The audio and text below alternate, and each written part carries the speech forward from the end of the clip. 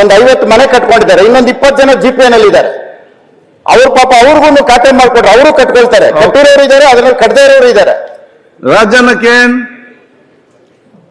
ಸನ್ಮಾನ್ಯ ಸಭಾಪತಿಗಳೇ, ನಾನು ಪ್ರಶ್ನೆ ಸಂಖ್ಯೆ 413 ಮಾನ್ಯ ಸಣ್ಣ ನೀರಾವರಿ ಹಾಗೂ ವಿಜ್ಞಾನ ಮತ್ತು ತಂತ್ರಜ್ಞಾನ ಸಚಿವರನ್ನ ಕೇಳಲಿಕ್ಕೆ ಬಯಸ್ತೇನೆ. ಅಧ್ಯಕ್ಷ, ಉತ್ತರ ಒದಗಿಸಲಾಗಿದೆ. ಸನ್ಮಾನ್ಯ ಸಭಾಧ್ಯಕ್ಷರ ಉತ್ತರಗಳನ್ನ ಕೊಟ್ಟಿದ್ದಾರೆ. ನಾನು ಈಗ ತಾನೇ ಸಚಿವರ ಜೊತೆನೂ ಕೂಡ ಇದ್ರ ಬಗ್ಗೆ ಏನೆಲ್ಲ ಉಪ ಪ್ರಶ್ನೆ ಕೇಳಬೇಕು ಅಂತ ಇದ್ದೆ, ಅದನ್ನ ಅವ್ರ ಹತ್ರ ಪ್ರಶ್ನೆ ಕೇಳಿದ್ದೀನಿ, ಸಮಾಧಾನಕರ ಉತ್ತರ ಹೇಳಿದ್ದಾರೆ. ಆದ್ರೆ ಒಂದೇ ಒಂದು ನಿಮ್ಮ ಮೂಲಕ ಸಖತ್ ಖಾರ, ಬಣ್ಣ ಮತ್ತು ರುಚಿ ಆಚಿ ಚಿಲ್ಲಿ ಪೌಡರ್ ನಾನು ಅವರಿಗೆ ಮತ್ತೊಮ್ಮೆ ಮನವರಿಕೆ ಮಾಡ್ತಕ್ಕಂಥದ್ದು ಅಂತ ಹೇಳಿದ್ರೆ, ನದಿ ಜಯಮಂಗ್ಲಿ ನದಿಗೆ ಅಡ್ಡಲಾಗಿ ಬ್ರಿಡ್ಜ್ ಕಮ್ ಬ್ಯಾರೇಜ್ ಅನ್ನ ನಾನು ರಿಕ್ವೆಸ್ಟ್ ಮಾಡಿರ್ತಕ್ಕಂಥದ್ದು.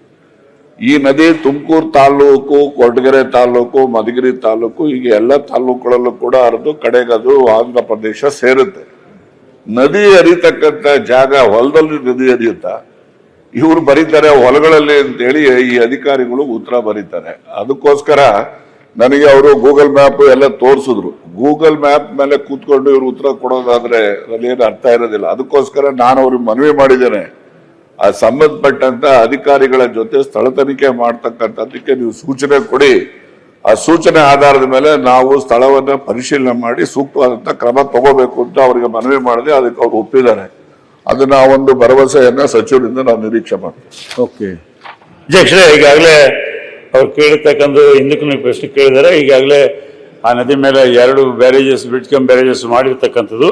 ಅದರ ನಡುವೆ ಇನ್ನೊಂದು ಆಗಬೇಕು ಜನಪರವಾಗಿ ಮತ್ತು ರೈತರಿಗೆ ಅಂತ ಹೇಳಿದ್ರು. ಆದರೆ ನಮ್ಮ ಅಧಿಕಾರಿಗಳು ಅದನ್ನೆಲ್ಲ ನೋಡಿ ಪ್ಲಾನ್ ಮಾಡಿ ಗೂಗಲ್ನಲ್ಲಿ ಏನೇನು ತೊಂದರೆ ಇದೆ ಅಂತ ಮಾತುಗಳನ್ನ ಹೇಳಿ, ಒಂದು ಕಡೆ ಗೈಡ್ ಲೈನ್ಸ್ ಇದೆ, ಇನ್ನೊಂದು ಕಡೆ ರೋಡ್ ಇದೆ ಅಂತ ಮಾತನಾಡಿದ್ರು. ಆದರೆ ಈಗಾಗಲೇ ಹಿರಿಯ ಸಚಿವರಾಗಿರ್ತಕ್ಕಂಥ ಸದಸ್ಯರ ಜೊತೆಯಲ್ಲಿ ನಾನು ಮಾತನಾಡಿದ್ದೀನಿ. ಆದಷ್ಟು ಅವ್ರು ಹೇಳಿದಂತೆ ಅಧಿಕಾರಿಗಳನ್ನ ಅವ್ರ ಜೊತೆಯಲ್ಲಿ ಕಳಿಸಿ ಯಾವ ರೀತಿಯಾಗಿ ಮಾಡ್ಲಿಕ್ಕೆ ಸಾಧ್ಯ ಆಗ್ತದೆ ಅನುಕೂಲ ಮಾಡಿಕೊಡ್ತಾ ಅಂತ ಮಾತು.